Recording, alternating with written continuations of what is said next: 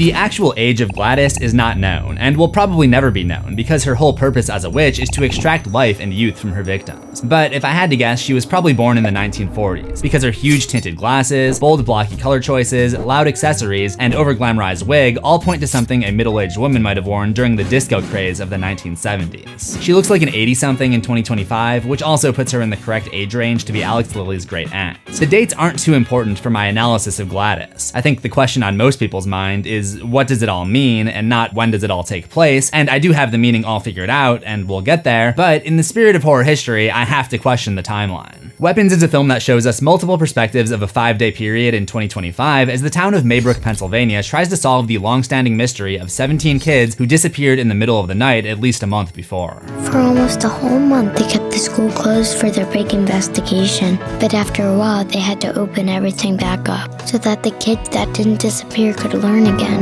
Our only anchor date is 5/5/2025, the date that the kids went missing at 2:17 a.m. And already, there are two issues with this date. In our world, 5/5/2025 was a Monday, but in the movie, it's stated to be a Wednesday. So this one Wednesday is like a normal day for the whole school. Not a huge deal. This is just one of those movie universes where their weekday calendar doesn't match up with ours. However, the main story takes place a little over a month later, placing us in early to mid-June. Yet, the kids are still in school. In Pennsylvania, this is right around the time that school usually gets out for summer. So why would they reopen the school for just a couple days before the end of the year? My explanation is that we have an unreliable narrator. She seems to be about 8 or 9 years old, just like the kids who disappeared. Maybe she heard the story of Gladys through the grapevine, and as the rumors got passed around, details like the day of week got changed. Maybe it felt like her school was closed for a month, but it was actually several months. It seems like the story takes place at the beginning of the next school year, since the halls are covered with campaign posters for class president. And yes, maybe the prop designer who put 5/5/2025 should have just read the dang script. In any event, we don't know the exact dates of the main events, even if they're probably somewhere in September, so I'll just refer to them as Day 1, Day 2, Day 3, Day 4, and Day 5, as I break down the history of the witch Gladys, to learn what type of evil she really represents, what the director really intended with the film, and who is really in control after that bop of a finale. Stick around to the end of this video.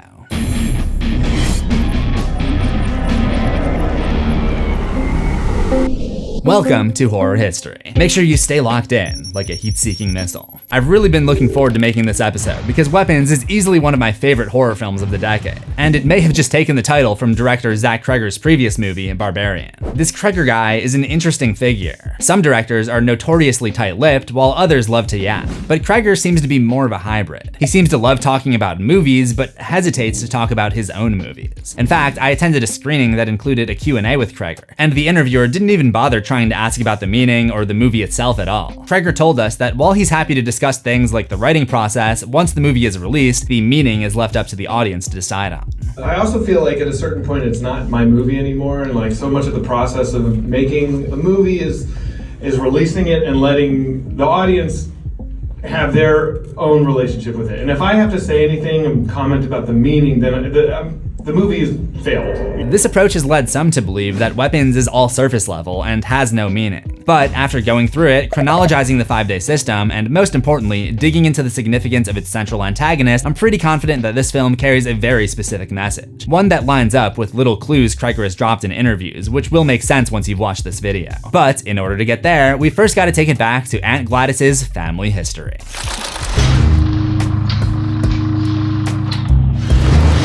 Gladys, or Aunt Gladys as she's known by third grader Alex Lilly, is actually the boy's great aunt, the sister of Alex's grandmother. Well, tonight's the night, pal. Your mom's Aunt Gladys is coming, remember? Which is a lot more believable than what she eventually tells Alex's principal. I'm Alex's aunt, and his mom is my baby sister. You wish, lady. We know that she wasn't particularly close to Alex's mom. Their last meeting was 15 years before in 2010. Despite this, when she contacts the family, telling them that she's very sick, they agree to take her in, something that Alex's mom says she does because she believes her own mother would have wanted it. We don't know what happened to the grandma, but given the parasite that Gladys eventually reveals herself to be, it's not hard to imagine that she was another victim. Speaking of parasites, Alex's class seems to be learning about them on the day of Gladys's arrival. Who else can think of an example of a parasite? Anyone? Lisa? A tapeworm. A tapeworm. Very good. It lives in your intestines and it eats your food. And this is no coincidence. Kreger is intentionally comparing parasites in nature to the behavior of this parasite of suburban Pennsylvania. It isn't the only time Aunt Gladys's arrival is preceded by the discussion of parasites. On day 5, Principal Marcus Miller is watching a nature documentary with his husband. It is now that all free will has been lost. The ant moves under the direction of a mind, separate from its own, as the parasitic cordyceps continue to feed off its body. This program is talking about cordyceps fungi, also known as the zombie ant fungi, also known as fungi by British people. Once an ant is infected with this fungi, it secretes chemicals into the host's nervous system, influencing their behavior to travel to and bite down on a leaf or plant, where it will then spread more fungal spores to infect more ants, before eventually killing the host. Not only does Aunt Gladys's witchcraft spread to more victims by manipulating a host in the same way, but the primary targets, ants, are literally a homophone of what Aunt Gladys is, Mrs. Lilly's aunt. And the last name, Lilly, is a type of flower. The cordyceps fungi causes the host to climb onto a leaf or flower and bite down onto it with what is known as the death grip, where it then spreads its spores. This is the process being shown in Principal Miller's nature documentary. You could say that Gladys has a death grip on the family once she performs her witchcraft on them. But the parasite analogy is only a metaphor for what this homicidal house guest really represents. This video is sponsored by DeleteMe. To those of you who wonder if I ever leave my horror history studio, the answer is apparently yes. But when I travel, security is always a concern. But one thing I don't have to worry about, thanks to today's sponsor DeleteMe, is the security of my personal data. Your phone number, home address, even your family information is all out there, quietly being sold to anyone who wants it. I don't want people ever knowing my address, but especially when I'm not there. DeleteMe removes your personal information from the internet, scrubbing it from data broker websites and keeping it off for good.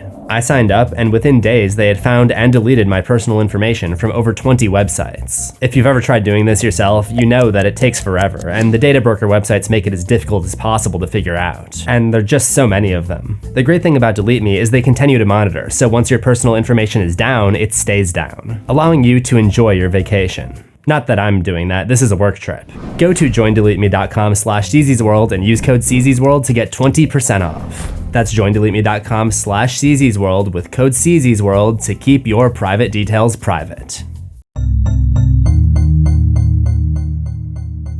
The night of Gladys's arrival, she comes in late, hunched over, and Mr. Lilly brings in her bags and what looks to be a potted plant. The scene tells us two things. One, that she's very sick and weak, and two, that this plant is very important. On another night, Alex sneaks into her room, getting a better look at her ridiculous wig and the potted plant, which is a miniature tree with thorns on it. He gets scared when he realizes that Gladys, who is supposed to be asleep, is awake and staring at him. The heavy use of the wig and makeup suggests that she cares about hiding her age, but she's definitely kind of delusional about the effectiveness. Alex's dad, Stephen Lilly, later comments on how it doesn't look like she's getting better, even adding that he doubts that she'll be staying with them for more than a month, which to me suggests that she was on the verge of hospitalization or death. That would be the last time he gave his input on the situation though, because that day, Gladys put Stephen and his wife under her spell. We eventually see the steps of her ritual. She wraps one of her subject's possessions around a branch from her miniature tree, uses the thorns to offer some of her own blood, then rings this bell with a triangle and a 6 on it. This causes the subject to lose control of his or her own body and move under her direction, just like the ant infected with the cordyceps fungi. The tree, the blood sacrifice, the 6, and the triangle are pretty generic symbols of devil worship and witchcraft. 6 is associated with 666, the number of the beast in the Book of Revelation from Christianity, and the inverted triangle represents evil because it's an inversion of the Holy Trinity from that same religion. But thankfully, this is not a religious horror, something you probably figured out at the top when I said that I liked the movie. No, I think these symbols are used because they're a convenient shorthand for the occult. When we see triangles and the number of the beast, we intuitively understand that witchcraft is at play. The same way that a dark, moody movie poster tells us that it's going to be a horror or thriller, as opposed to a bright, saturated poster with exaggerated expressions telling us that it's going to be a comedy. It's just a quick way to make the audience understand. Although Zach Kreger doesn't like to elaborate on meaning, his comments on the process of coming up with the ritual tells me that the occult symbols are not the focus here. I've just always been obsessed with like occult protocol. I love those weird esoteric processes, and this was an opportunity for me to just kind of invent my own. This magic's not rooted in anything. The result is that when Alex comes home from school, he finds his parents have become shells of themselves, speaking in short, monotone phrases and barely moving. Alex?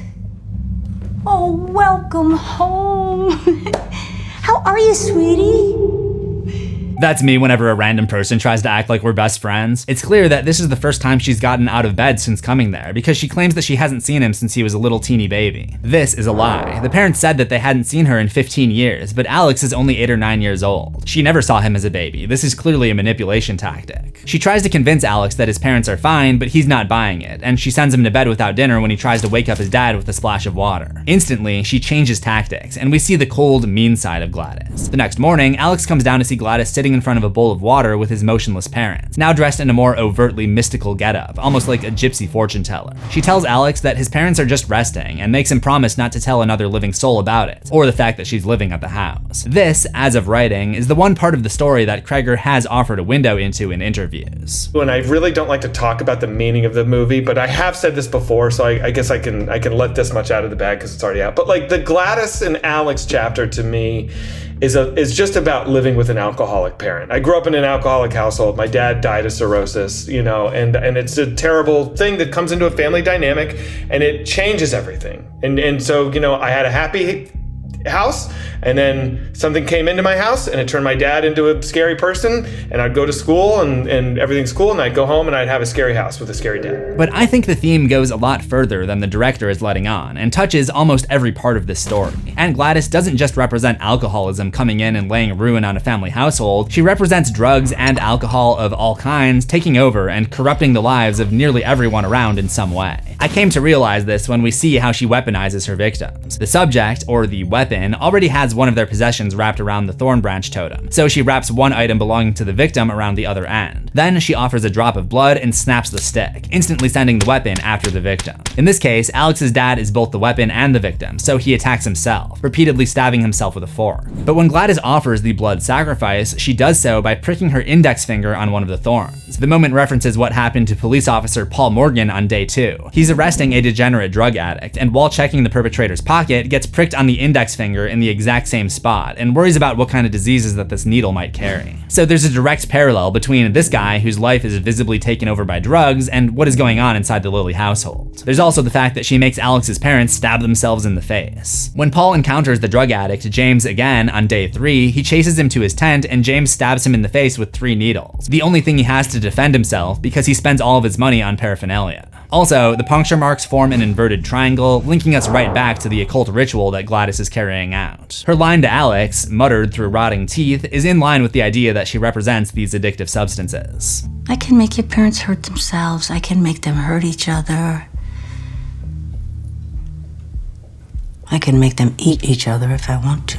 Well, that last part's a little weird. Gladys seems to be extracting the youth out of Mr. and Mrs. Lilly, and does seem to get a boost of energy from doing this, but she would soon realize that they alone are not enough to save her.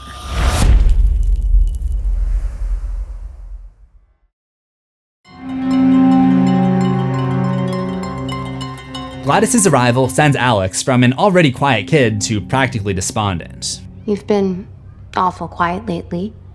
Quieter than usual. I'm reminded of the studies that I encountered during my time researching The Shining, talking about kids exhibiting anxiety, depression, and antisocial behavior as a result of growing up with an alcoholic parent. One day after school, he finds her in the midst of a candlelight ritual in front of her tree, where we see how bad his home life has become with her in charge. No talking today. Good boy. She orders him to feed his parents using soup, which he has to do the shopping for. This image of a child basically being forced into the responsibility of taking care of an incapacitated adult is probably a familiar one for those who grow up with parents who relied too heavily on the bottle. As is this one, Aunt Gladys bent over a pot as if she's nauseous, claiming that she's very sick. Well, water won't help me. I'm too sick for water. I have been for a very long time. Given that the chapter with Aunt Gladys is told from Alex's perspective, we never really learn any details about her illness, other than the fact that she's very sick. But when you look at this with the alcoholism context, it certainly seems like Alex is offering the commonly misunderstood hangover remedy of making it go away by drinking some water. Though I never dealt with too many hangovers before deciding that it's not for me, I was curious and decided to find this 2024 study called Alcohol Hangover versus Dehydration Revisited, taking a scientific look at the popular myth. They basically concluded that dehydration is correlated associated with getting a hangover, but drinking water during the alcohol consumption had only a modest effect in preventing that hangover the next day. And hydrating during a hangover may be a good idea in general, but don't expect it to alleviate the hangover symptoms. My advice is to just get a mocktail. There's something comforting about still having a drink in your hand in a social setting, but a mocktail is way cheaper, and also you won't get a hangover, you won't be poisoning your body, weakening your immune system, or calling your ex that you should probably never talk to again. But I'm not here to tell you how to live your life. Gladys, on the other hand, is happy to manipulate those around her, the way addicts often do. She explains to Alex that her hopes that Mr. and Mrs. Lilly would make her better aren't working out, and asks him to help out by retrieving one object from each of his classmates. And that finally brings us to the anchor date, May 5th, 2025. In another candlelight ritual, she rips up each student's name tag and places them in a bowl together so that they'll all be controlled by the same totem. She also spits in it and drops a match inside, which seems to be part of the ritual, but it's not clear what that does. Then, the moment she rings her bell, each of the 17 other kids in the class wake up at the same time and run directly to her location. As they come into the house, she seems to be in the midst of some kind of prayer. The disappearance of 17 elementary schoolers rocks the community, triggering a police and FBI response, both of which want to speak to Alex's parents, given that he was the only kid in the class not to go missing. It seems that Gladys didn't anticipate this, or think that far ahead, because she's seen covering up the fork punctures in Mr. Lilly's face with makeup, of which she has plenty. Maybe this is looking too far into the metaphor, but this could represent addicts who will do anything to get their fix without considering the consequences. She tells the investigators that Steven suffered a stroke, rendering him unable to speak, and that she was taking care of the family. She's able to initially evade any sort of suspicion by forcing Alex to clean up and make it look like a normal household before investigators arrive, and using a spell to temporarily relocate the kids from the basement to an unknown location in the middle of the night, possibly to somewhere they would never be seen, like a Bob Evans restaurant. For at least 1 month, her ruse works, and nobody suspects or even seems to be aware of Aunt Gladys as she feeds off the youthful energy of the spellbound schoolchildren in the basement. Now, I realize that some viewers will be willing to accept that this one chapter represents alcoholism because the director has admitted as much, but still be hesitant to see how the theme connects to the rest of the story. The majority of weapons takes place over the 5-day period after all, and we haven't even gotten there yet. But before we do, let me inject your mind with some more evidence. One good way to understand any piece of art is to understand the headspace of the artist when it was created. And for writer-director Zach Kreger, he was in a place of mourning. While I was in the edit for Barbarian, I wrote this. A very good friend of mine died. I was in a really terrible emotional place, and this was just kind of my way of just like feeling those feelings in a healthy way, in a constructive way. It was written kind of in a place of emotional urgency, honestly. Though he doesn't elaborate on who that deceased friend is, it's not hard to figure out that he's talking about Trevor Moore. Moore and Kreger first met in 1999 at the School of Visual Arts in New York, and discovered that they both lived in the same student housing and both loved comedy. They, with other friends, created a comedy troupe called The Whitest Kids You Know, which eventually became the title of their sketch comedy show on the Fuse network, and resulted in the creation of The Grapist, one of the all-time classic sketches on early YouTube. Open wide, kids, cause I'm gonna grape you in the mouth! Okay, see, because I think that the reason that I'm a little hesitant is because to me, it sounds like he's saying he's going to... Sir, get your mind out of the gutter. Kreger and Moore went on to be the two closest collaborators among the Whitest Kids, co-directing a feature film debut together and a sophomore film that served as an extension of the comedy stylings of Whitest Kids You Know, titled The Civil War on Drugs. Trevor Moore plays an 1860s era stoner and inebriate who gets confused and comes to believe that the American Civil War was actually a battle about the legalization of drugs. Today was supposed to be about getting a bunch of like-minded people together, doing a little blazing, and uniting people against the white man. Yeah, and then you had all these people kill everybody, and now everyone's gonna be pissed. The use of drugs and alcohol was a pretty common element throughout Moore's comedy, and seemingly in his real life as well, which I'm not endorsing. In addition to starring in Whitest Kids You Know sketches like Super Size Me with Whiskey. Hi, my name is Trevor Moore. I am doing a documentary on whether or not it's healthy to drink nothing but whiskey for 30 days.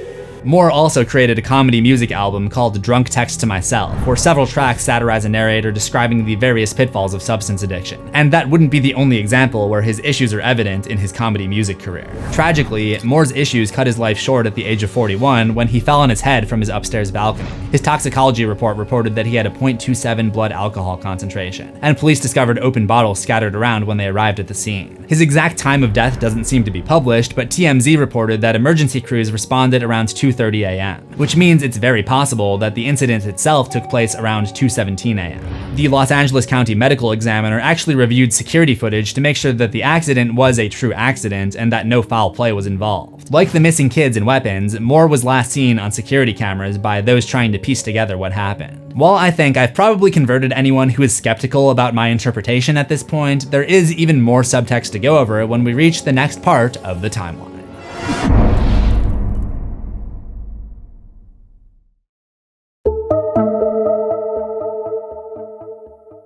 Part of the metaphor with Aunt Gladys's arrival, representing the toll alcoholism takes on a normal household, is that the problem doesn't just stem from one person. If there's a constant throughout all of the characters that we follow through the 5-day period, it's that alcoholism is present throughout the community. We start by following Alex's teacher, Justine Gandy, who's feeling the pressure of the angry parents who think she's somehow responsible. After one tense PTA meeting, she's told to go straight home for her own safety, but goes to a liquor store instead. On night 2, she goes to a bar, and her date makes it clear that this has been an issue in the past. You have a tendency to get a little woe is me. Wow. And a little paranoid. Wow. And one thing I know has never helped is this. What is this? What?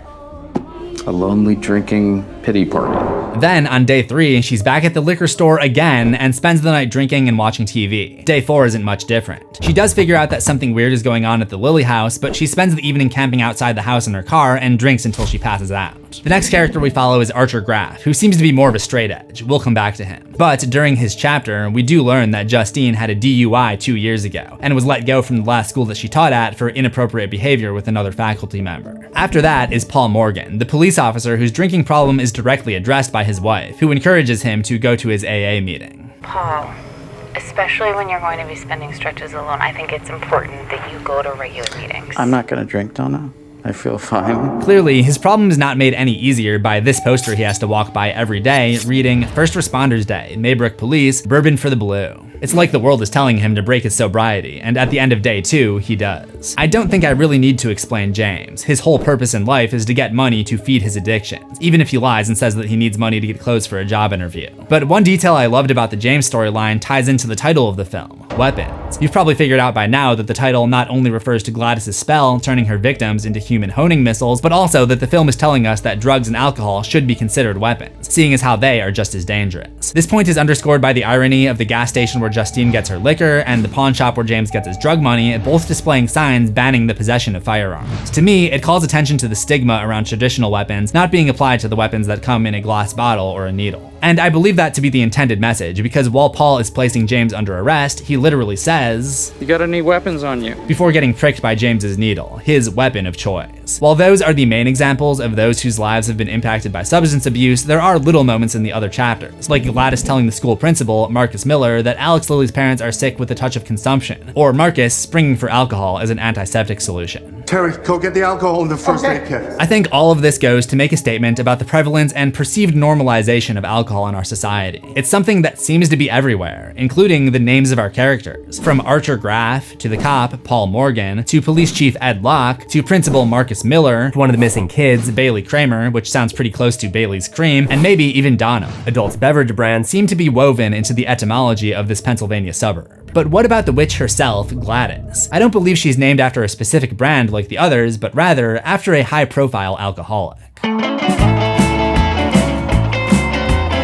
Gladys Presley, mother of rock and roll king Elvis Presley, is probably the second most famous Gladys, right behind Gladys Knight. She became pregnant with twins in 1934 at just 22 years old, but a birth complication resulted in the loss of Elvis's twin, leaving her unable to have another kid. This left her very overprotective of her surviving son, especially after the father was sent to prison when Elvis was just 3 years old. 18 years later, when her son dropped the single Heartbreak Hotel, she ironically experienced her own heartbreak, becoming lonely and depressed while her superstar son was constantly on tour. To fill this void, she became dependent on alcohol and pills. Ultimately, in 1958, this did her in, and she was buried in Memphis, eventually being moved to Graceland, the Elvis Presley estate. Not to turn this into a music history. If you want that, you have to go to my other channel, Pumpkin Metal. It just seems striking to me that Gladys shares an uncommon name with a parent done in by her vices, especially when Kreger has explicitly stated that Aunt Gladys's chapter with Alex is about his own alcoholic father. So how does the rest of her story play out? We'll start with day 1. Archer has a dream where it's 2:17 and he sees his son running away, gives chase, but ends up back at his own house where he sees a giant rifle floating above it. When he gets back to Matthew's room, he finds him hiding under the covers, but a light comes on and reveals that it's actually Gladys.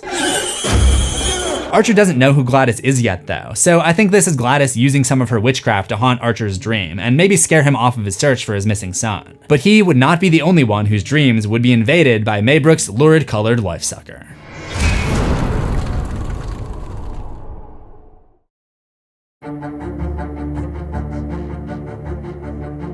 The next sighting of Gladys comes during the day on day 2, when she's spotted by James in the woods while he's trying to hide from the police. She's wearing a different wig and waves at him, causing him to go on the run once more. That's basically the end of that encounter. It's possible that she followed James after he'd broken into their house the day before, though she didn't appear to be home for that. But her radically different fashion choices each time we see her could represent the seemingly random behavior of an alcoholic. On a good day, they won't be an issue, but when they relapse, things can go crazy. Before she can get to James, the police officer Paul shows up, and James spills the beans about what he saw inside the house, so the two travel there. With James left to wait in the cop car, Paul goes inside, and we don't see exactly how it happens, but he's spellbound by Gladys and later comes out to drag James inside as well. On day 3, Gladys is called in for a 2 o'clock meeting with Principal Miller, falsely introduces herself as Alex's aunt, and realizes that she might be in some trouble because someone has requested a welfare check. In order to try to fight this, she steals one of Miller's possessions, a ribbon from his office, so she can turn him into a weapon against the complainer. And it seems as if she knows who the whistleblower is somehow. The next night, Justine has her own disturbing dream where she goes into the school at night and sees all of the kids with their heads down. An interesting detail here is that the parasite lesson from months before is still on the board during this dream sequence. Alex is the only one to rise up, but he's wearing what we eventually know to be Gladys's makeup. Justine awakes with a jolt, but her nightmare isn't over. She looks up and sees this.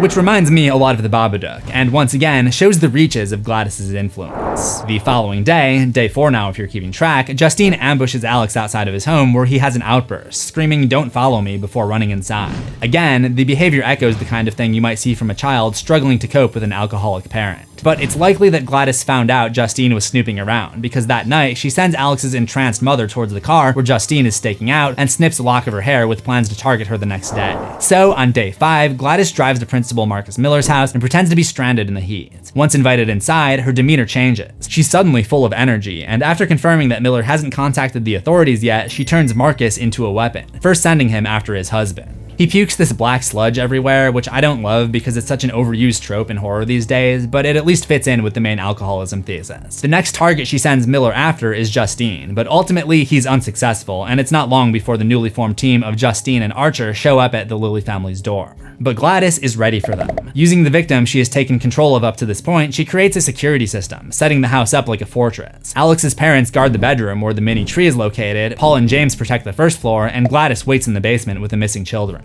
So the moment Justine comes in and steps on the salt line on the ground, it triggers an attack. The idea of crossing a salt line is another kind of cliche practice of the occult, like the inverted triangle. It's often used as a protective substance in many religions and cultures, where it could be spread over a threshold to drive away evil forces. OccultWorld.com theorizes that since salt is a preservative, it's contrary to demons, whose purpose is to corrupt and destroy. Traditionally, it would be used to repel witches and demons dating back to medieval times, but it was also known to be used by those casting magic to create a protective boundary, which is how Gladys seems to be using it here, as a spiritual security wire.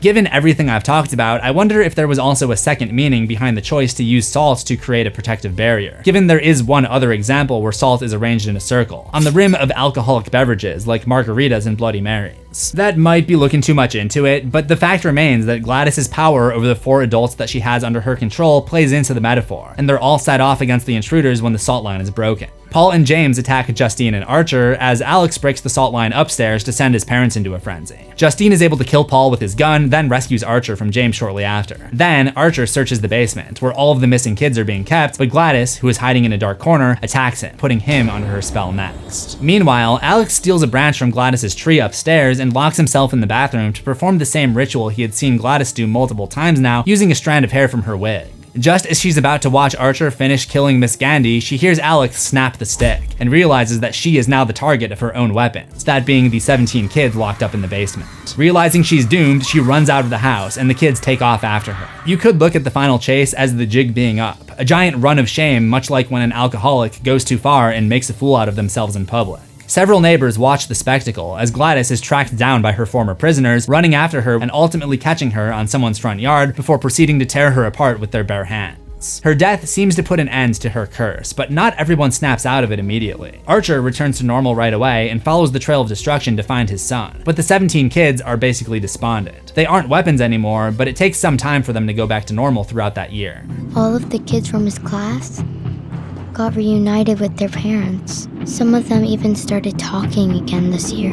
Alex's parents seem to recover the slowest. The closing narration states that they're still being fed soup somewhere. At the beginning, we learn that the narration is happening a few years after the main events of Weapons, meaning that Alex's parents are in a multi-year recovery process. So, after Gladys got her skull torn in half, why didn't all of her victims recover the same way? And what was the deal with the number 217? The answer lies in the subtext.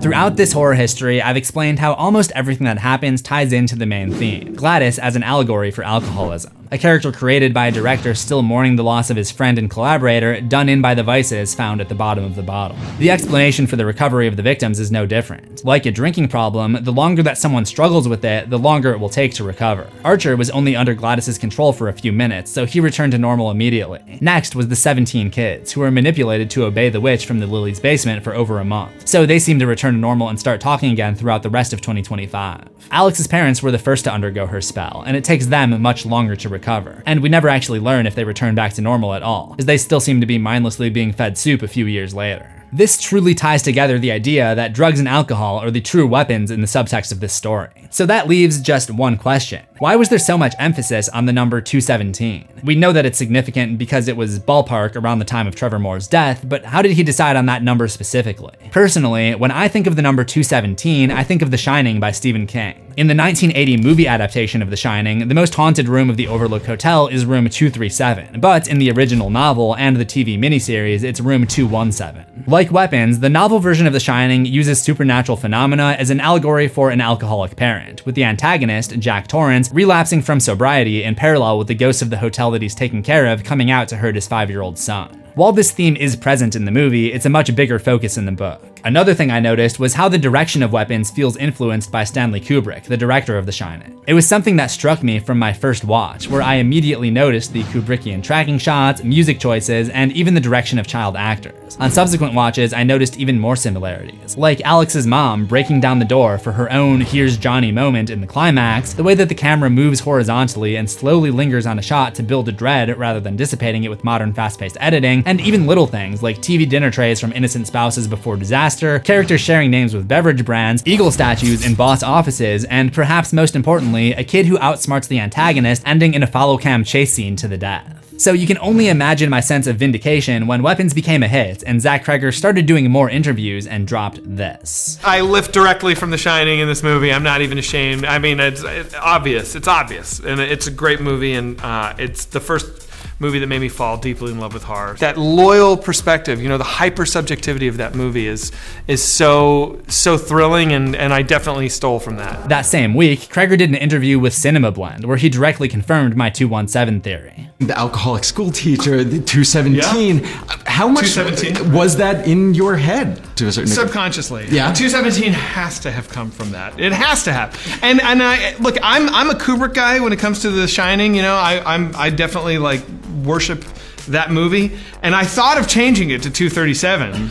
But then I was like, you know what? My first impulse has got to be the one I stick with, so I kept 217. And that's what's great about the inclusion of 217 and everything else I talked about in this video, is that it's not just like an Easter egg for the sake of referencing a movie that he likes, but everything plays into helping us understand Weapons' unnerving new antagonist, Gladys. From the parallels drawn between her leeching off the Lilly family and parasites in nature, to the allegory that serves to warn the audience about the dangers of addiction, written from the depths of despair while mourning a close friend, to using the cinematic language of the legendary Stanley Kubrick to give us a modern application of the most timeless horror movie, Weapons is the furthest possible thing from a surface-level movie with no meaning. And Gladys might just be a villain that stands above all other villains so far in the post-COVID era of horror. if you dig allegorical horror as much as I do, check out that playlist on the left, because analyzing villains in horror is kind of what I do most here on Horror History. And if you love pop punk and metal, check out my brand new channel, Pumpkin Metal, for episodes like this covering band history. But first, make sure you subscribe to CZsWorld for new horrors every week, ring the death bell, and select all notifications, and I will see you in the next one. Assuming we both survive.